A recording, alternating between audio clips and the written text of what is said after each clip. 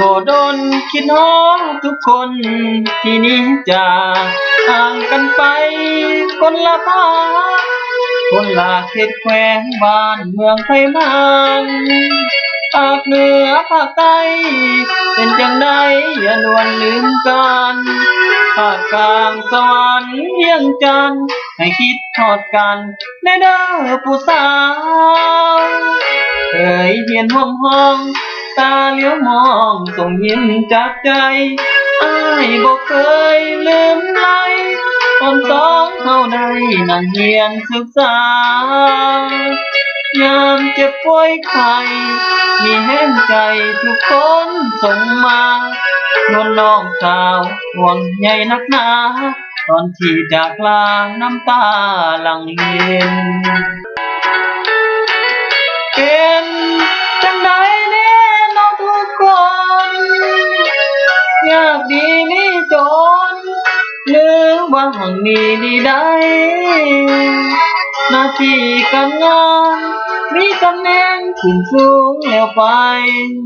หากมาปักเสเมื่อใดขอให้โทรไปเบอร์524ห้องเพียงอำลานักศึกษามหาลัยเดียวกันขอให้ทุกคนสุขสันต์ครูบาอาจารย์อยู่ดีมีแรงความเจ็บอย่าได้คนไข้ห่างไกลคนแพงถ้าหากคิดทอดอายแห้งทุกเศร้าทุกแรงโอ้มาถามข่าว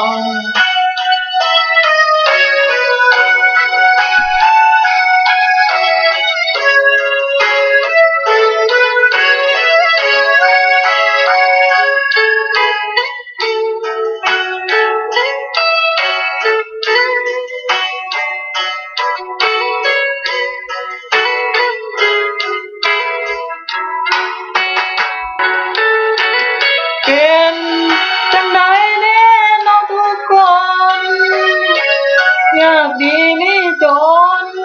หรือว่าหังมีดีได้หน้าที่การงานมีตำแหน่งขึ้นสูงแล้วไปหากมาปักเสเมื่อใดขอให้โทรไปเบอร์524ห้องเพียงอำลานักศึกษามหาลัยเดียวกันขอให้ทุกคนสุขสันต์ครูบาอาจารย์อยู่ดีมีแรง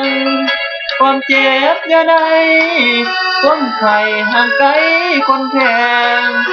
ถ้าหากคิดทอดอายแห้งทุกเศร้าทุกแรงโอ้มาถามข่าว